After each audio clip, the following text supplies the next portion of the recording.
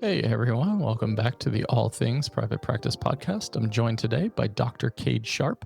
They is an autistic, queer, trans, licensed, independent clinical social worker. I always get all these acronyms wrong for license types.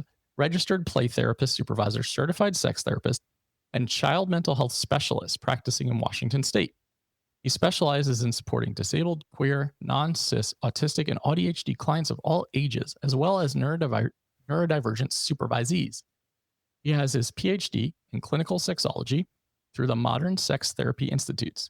Kade loves helping people figure out that they're autistic, playing board and card games, role playing, reality TV, true crime, and his 2 adopted senior cats. The Autistic Clinical Insight Symposium is coming up, and he is on the leadership team and would love to also talk about that. So we're going to touch on that at the end of the podcast as well. Welcome to the show. My brain is going very slowly as I butcher some of that bio, so I apologize. Did I miss anything? No, you got it all. That's me in a nutshell. I hate hearing bios being read about me, so I don't know how you feel about your own, but I would get used to it because I'm seeing you put yourself into more and more spaces for that to happen. Yeah, it's an interesting thing to be an autistic trans person who doesn't like to be perceived, but really wants to get certain information out there and normalize things for folks and validate folks. It's, I'm with you on the awkwardness of the bio. Yeah. Yeah. So I was just telling Kade off air that I've done a podcast batching marathon, and you are recording 17 of the week. So I'm going to do my best to drive this and have this conversation. And you have a lot of topics of interest to me. So I'm trying to think of how do we fit this all into 30 minutes? One thing you said before we started recording was the combination of how do we balance it all out as you were going through your PhD program as an autistic human being, managing that energy, managing the burnout, managing just the capacity piece, I think is huge. But there's also a part of me that's we could talk about the kink piece. We could talk about the sex piece. We could talk about the play therapy piece. So you steer the ship. Where do you want to start? Well, what I love is that it all kind of ties in to each other. What is kink but play, Yeah. Sure. And how do we take care of ourselves? Some of that involves play. I think if we want to start with the PhD piece, we could start there. Maybe some of your listeners would find some value in that. Maybe they're considering going and pursuing a different degree type or certification. Absolutely. Yeah, let's do it. So how recently did you get your PhD? I think it officially conferred in January of 2024. So I had it a little over a year. And huge. When you were embarking upon that, were you thinking yeah, this sounds fucking awesome. I'm really excited to take on the dissertation piece and everything that comes with it? Well, truly, what led me to it was figuring out I was autistic and realizing what a gap there is in diagnosis here in Washington State where I practice. Yeah. And I looked at the codes, the RCWs and the WACs that say, here is specifically who can diagnose this. And it was a little vague at the time, and it spoke about PhD level, doctorate level folks. And I thought, well, if I'm going to go back to school so that I can help the community more, what would be interesting? Sure. Yeah. So that's a great pivot point for sure. Yeah. Well, and looking at too, how much time will these take? Because yes, can I go back to school for 8-ish years to get a psychiatry or psychology degree and do the clinical supervision piece to make sure that I can test and evaluate an XYZ? Absolutely. That's a lot to take on, because I think that we often feel not responsible when we are parts of these communities, but we do feel this calling to ensure that there is more accessibility and more affirming care and more knowledge. So energy-wise, how did you balance the PhD program as you're also navigating life? And were you also in private practice at the time? I was about a year into private practice, and it's about the same time I figured out I was autistic. Okay. And so lots of pivotal, lots of milestones, lots of transition points, and lots of things to unpack. And I think a lot of people who maybe haven't had that discovery in life don't understand the amount of energy and capacity that it takes in order to deconstruct the entire life that you've existed in. Oh, yeah. Yeah, so much looking back on things going, "Oh, it makes sense," but also sometimes the grief or the feelings of, "Why did nobody notice?" You know? Yes, yes. The grief relief process that I talk about so often is so freaking real. And it's like, um, I struggled so much of that of myself back in 2021 when I first was diagnosed, and there was a lot of deconstruction and honestly a lot of unlearning and a lot of learning. And fast forward 4 years, and I would say there's still a lot of that going on. And Oh, yeah. if we're saying that for ourselves, then what does it mean for providers who don't really get it? Oh, absolutely. Yeah, and I think that was a big place where I gathered a lot of momentum and energy was that the feelings that were coming up inside for me, I was like, I don't want other people to have to experience this alone or Right. with the providers that were offering those types of services in our kind of local area. Yeah, So, absolutely. So you saw that need and wanted to fill that gap a bit. You go back to this PhD program. Now, let me ask, are you AuDHD or autistic? I'm autistic with a Vyvanse prescription, so Okay. Okay. you I mean, know, I have not been officially diagnosed as an ADHDer by a psychiatrist or psychologist or someone in the mental health field. But my doctor's like, yeah, I'm pretty sure. And so it resonates with me. And, you know, someone who had been told, like, wow, you've just got treatment resistant depression and anxiety. The yep. ADHD meds really make a difference. That's pretty telling. And if we're Yeah. going with the research of 50 to 70% of autistic Yeah. people are ADHD, let's just say, even if you're autistic ADHD traits, if you're in this PhD program, I have enough time, like hard enough time balancing my energy, working from home, running businesses, but I cannot imagine adding like an intense doctorate into the mix. How the hell did you balance that? I upfront did a lot of research. So if anyone's considering going into a program, research the heck out of it. Figure out how much time is it going to take you? What are deadlines on things? What's the quarter or semester schedule like? Yeah. When are most people graduating? Because they might tell you you can do this in 2 years, 4 years, 6 years. But if everybody else is graduating an additional 2 years later, you want to know that. So I did a lot of research. So that autistic part that you didn't really know much about was really helping to accommodate some of this Oh by yeah, yeah. a lot of it. Yeah. I like Love that. a g love a good spreadsheet, love some good research, so upfront, you know, comparing and contrasting and also the cost, you know, if I have to decrease my caseload a little Right. financially, what will that look like to afford the program? Sure. And does the content align with my interests? So, Huge. looking at all the potential doctorates, clinical sexology was the one that called out to me the most because ever since I was young, I've been so interested in humans, why they do what they do, especially people that are kinda on the fringe of society or in Sure. counterculture spaces. Right. So I thought, "Let's do that." Most of my clients at the time who were heck, even some of my teens and adults, like, they were interested in kink, they're trans, they're queer, they need better sex education, they want support, they want someone who gets it, who brings ideas to the table, and I thought, "Well, let's go there, let's go check this out."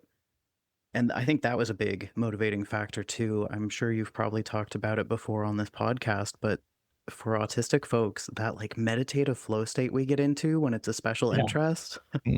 Monotropic focus is one of my favorite places to be because Same. I think that's when I feel the most, I don't, maybe alive. Yeah, alive. I think that's when I feel the most alive. And everything else, all the outside noise, right? The sensory overwhelm, everything else kind of dissipates and like falls to the surface. And for me, it's just a wonderfully peaceful, enjoyable place to be that I try to find so often in life and have such a hard time accessing. Yeah. Yeah, I feel you there. Another benefit to this program was that it was primarily on the weekends, so I could kind of Mhm. turn off like client facing brain and really dive Right. in. That's great. So that feels like it makes it a bit more accessible as well. And then how long does it take you to finish this out? They said 2 years. It took me 2.5 about, and a little longer for the degree to actually confer because of all the processes on their side, you know? Sure. Yeah. Yeah. I mean, it's But huge. I mean, it's a huge accomplishment. yeah, Um, thanks, yeah. and it sounds like it's really informed a lot of practice going forward and really helped you anchor into the things that you feel truly passionate about. Yeah, yeah, it has been very transformative to some of the work that I do. A big piece that kept me going too was picking a dissertation topic that actually was very interesting and very close to home, really aligned with my values. Right. What was your dissertation topic, if you don't mind me asking? Yeah, it was called Kink on the Spectrum, and Okay. so I looked at autistic folks and their experiences of empowerment with kink, because there is Sure. so much out there that is very disheartening to read about what people think about autistic people and intimacy, sex, kink, all Yep. of it. Sure. That sounds so you were able to find a dissertation topic that sounds kind of special interest related.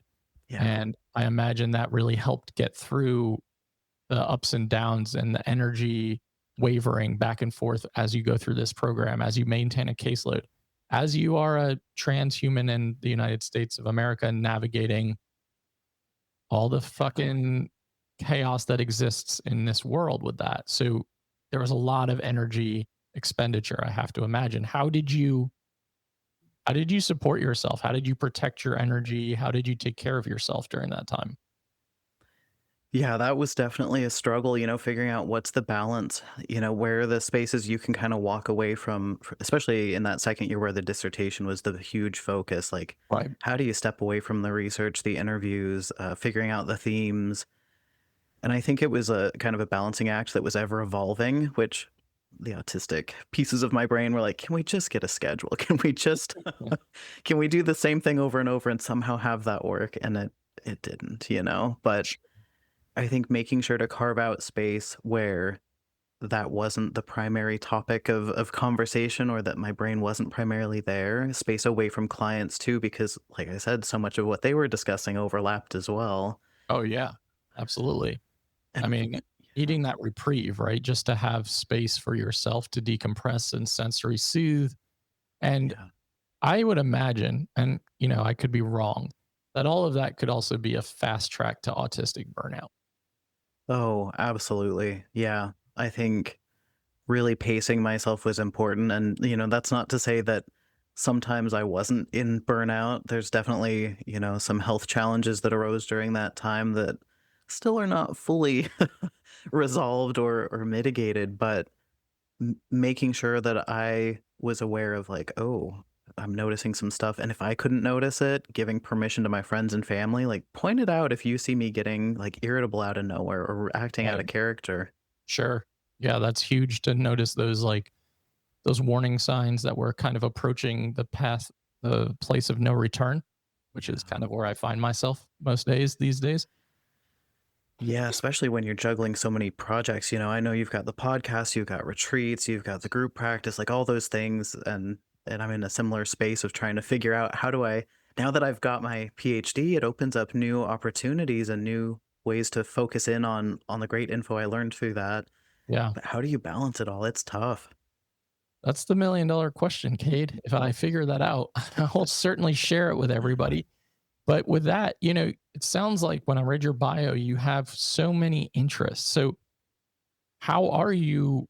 Where are you putting most of your energy and your focus and your time now that you're like, okay, I have this training. I like doing speaking. I like doing consultation. I do therapy. I do group work. Like, there's a lot that you're offering. Yeah. I kind of follow where the energy is, Yeah, Like I do a little pre-planning of my year's schedule with some speaking engagements. So I know like in September, I'm doing two different play therapy related trainings.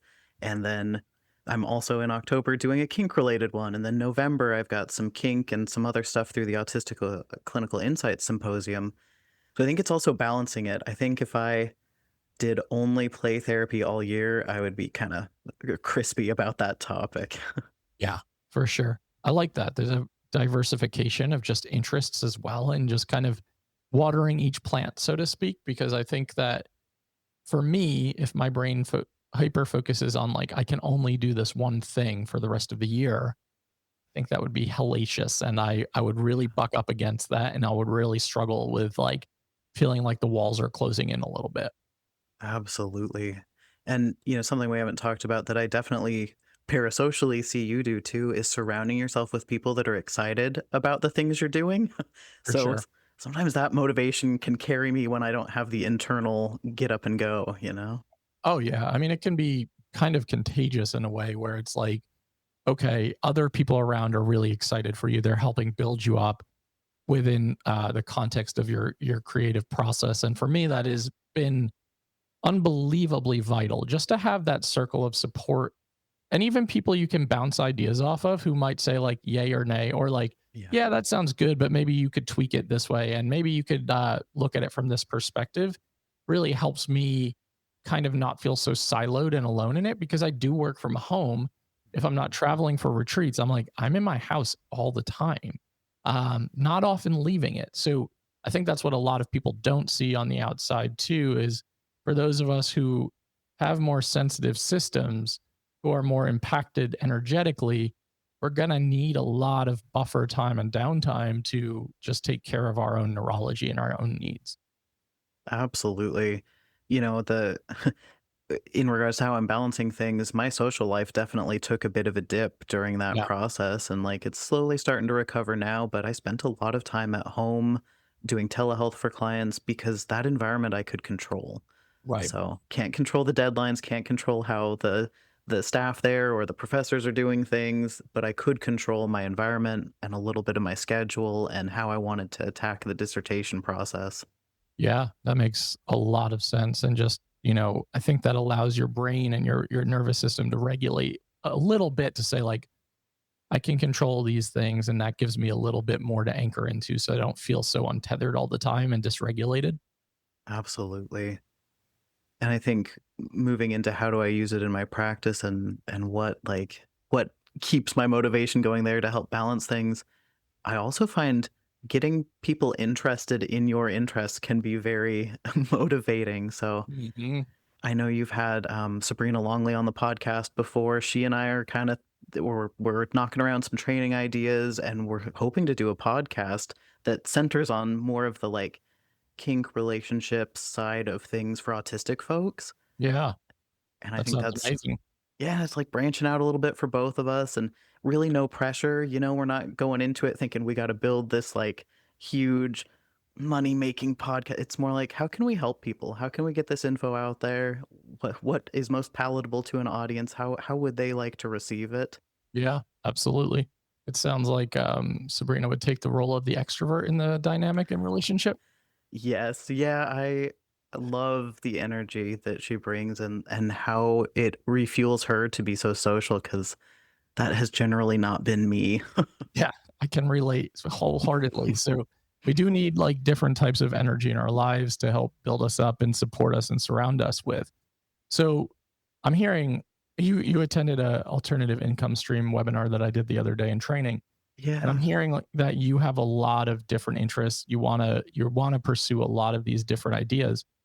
How for you has it worked in terms of like how do I not spread myself thin between all of the things that I want to do? If it has. Usually, yeah. Good question. I usually go the route of like spreading myself too thin and then being like, okay, as soon as these commitments are over, I'm gonna have to scale it back. Yeah.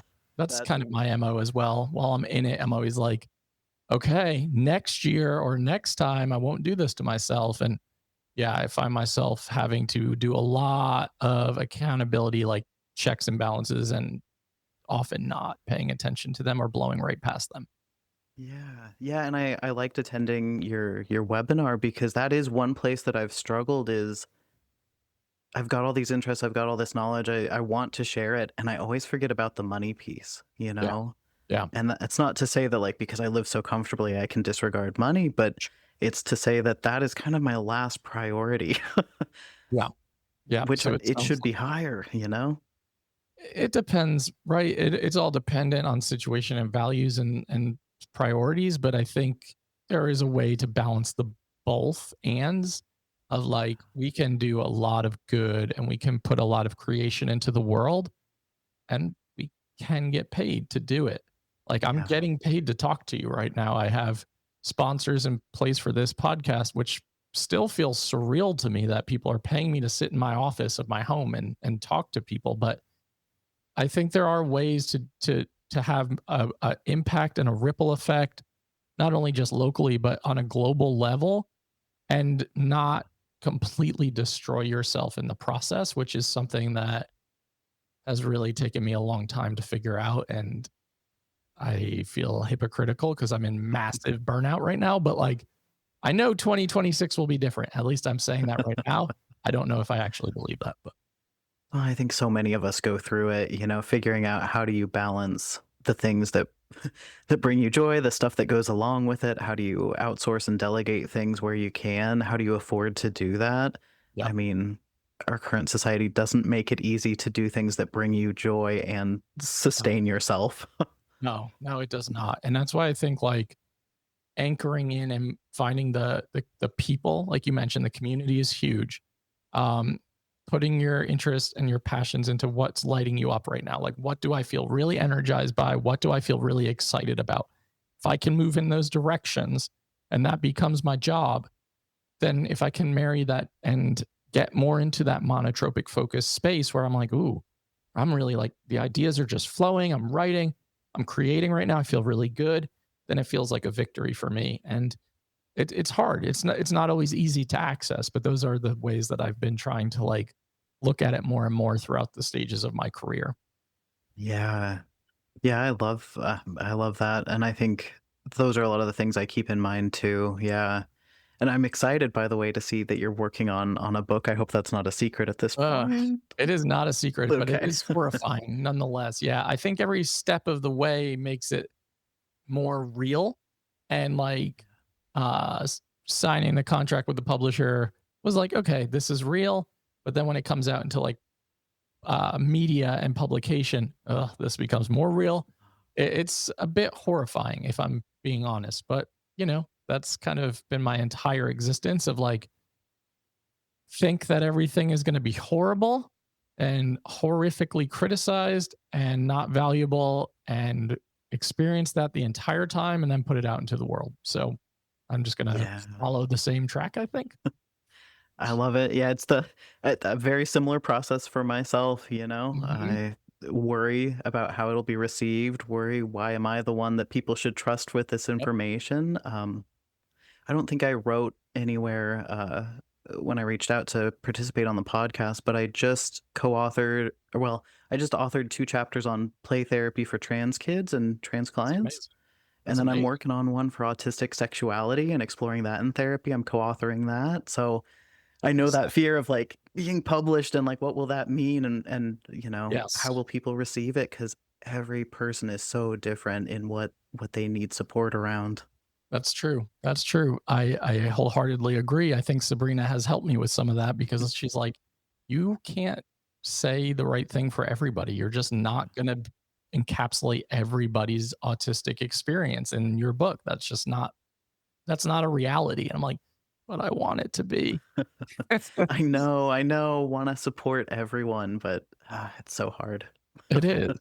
Would you say, and would how vulnerable was the process of just publishing those chapters? Like I have found that writing this book and working on publishing it feels like the most soul exposing experience of my entire life. And it's fucking overwhelming. Yeah. Well, especially with yours, where I assume you're going to give quite a bit of like biographical stuff. I didn't give much of that because they're textbook chapters, which felt safer for me to Sure. start with. Like, let's just see how this feels. Yeah, absolutely. That makes But a lot of sense. This is going to be like memoir plus like tangible strategy. So it feels daunting, but I think that's a part of this journey is like you were mentioning before, you saw this need and this gap in Washington and you were like, I want to fill it. And I think the more voices that are out there that are affirming of experiences that people feel so fucking isolated and alone with, because when we move more into like advocacy spaces and marginalized groups, we tend to surround ourselves with a lot of the same types of thoughts and opinions. It's really easy for me to forget that a lot of people don't talk about autism all day, every day. And a yeah. lot of people are going to read something and be like, this is the first time I've ever felt understood in my entire life. And that's kind of what I'm trying to anchor into. Yeah. Absolutely. I mean, when I give trainings and other trans and non-binary folks are there, I always worry like, am I doing them justice? Like, are they going to walk away being like, wow, this guy did not represent me or my experience at all, didn't even mention it. But Sure. usually after those trainings in the evals, I get the feedback that they felt seen, that they felt like their clients were seen, and Yeah, that they appreciated being in community, I you love know? that. I think that's huge. And that just further reinforces that you are doing the work and like you're an asset to the community. So really want to congratulate you on everything you're doing right now and really, really cool to connect this way. Um, Anything else that you want to add into this conversation while we're here? I mean, just as a side note, I started my practice, officially saw the first client in September of 2020. And so August, I was listening and consuming like any and every bit of advice on opening a private practice and how to run one. And if I'm remembering right, I think your podcast started right around then Sure because I did. recall for many months listening to what you were putting out and really appreciating it. It was you and like 2 or 3 other podcasts really helped me feel comfortable and confident in, charging private pay rates and really niching down and working with very specific types of clients and feeling confident opening my doors, so it was awesome. I listened to you for probably 6 months pretty darn consistently. Wow. Didn't see you for a while, kinda lost track Sure. of podcasts because I was working and building things and then eventually the PhD. And then one day I saw you post in one of the mutual Facebook groups we're in about how you were autistic, and I just thought, "No wonder his content resonated with me so much because you and I have such different stories," and I Sure. thought, "I don't know why I'm so drawn to him, but this is great." And yeah, it's very cool that you're so open about that because I think a lot of us feel represented and seen in that way. Thank you. I really appreciate that. That means a lot to me. When I started this podcast, I did not know that I was autistic. It took about a year after that. I was just in creation mode and like I was always wondering why people were so drawn to what I had to say or what I have to type. And I think now thinking back, it's like, okay, maybe autistic me is just showing up as authentically as possible because it doesn't know how to do things any differently. And um, yeah, it's been quite the journey. So thank you for saying that. And I really do appreciate that quite a bit. Yeah. Yeah, I find that when we're putting ourselves out there authentically, when we're in charge of our own marketing and our own taglines and our own whatever, like that is we're drawn to each other. I mean, there's research that shows that we are drawn to each other, so it's pretty cool. Absolutely. Thank you, Cade. Yeah. Well, I really appreciate you coming on and sharing some of your story and your journey to get here. I'm unbelievably proud of you of everything that you're doing. I see your name keep popping up. So just balance your energy as much as you can. I know how hard that is. But I know you have some stuff you want to share about stuff that's coming up. So take it away. Yeah, yeah, if folks are looking for autistic and neurodivergent community, I would encourage them to check out the Autistic Clinical Insights Symposium. It'll be November 14th through 16th of 2025. I think from 10 a.m. Eastern till 6 or so. Depends on the day that weekend, and it's virtual, so you can attend from the comfort of your own environment. Love that. I think there's like over 40 presenters, and you can earn up to 13 NBCC CEs. So yeah, that should be a lot of fun. I'm on a couple panels and I'm on the leadership team, so I'll definitely be there. And then if folks want to find me individually, my practice, which includes like uh, peer consultation, therapy, all that, the trainings, it's www.kadesharp.com or on Facebook. It's facebook.com/Spectrum Council. You can find me and later Sabrina with our podcast at neurokink.org. And I think that's it. Yeah, thank you for your time today, Patrick. You are so welcome. And everything that Kate just listed will be in the show notes so that everyone has access to those links and that information. Thank you so much for coming on and spending your Friday afternoon with me. Well, I guess it's your Friday early afternoon with me. Thank you. And to everyone listening to the All Things Private Practice podcast, new episodes are out on Saturdays on all major platforms and YouTube. You can like, download, subscribe, and share. Doubt yourself, do it anyway. We'll see you next week.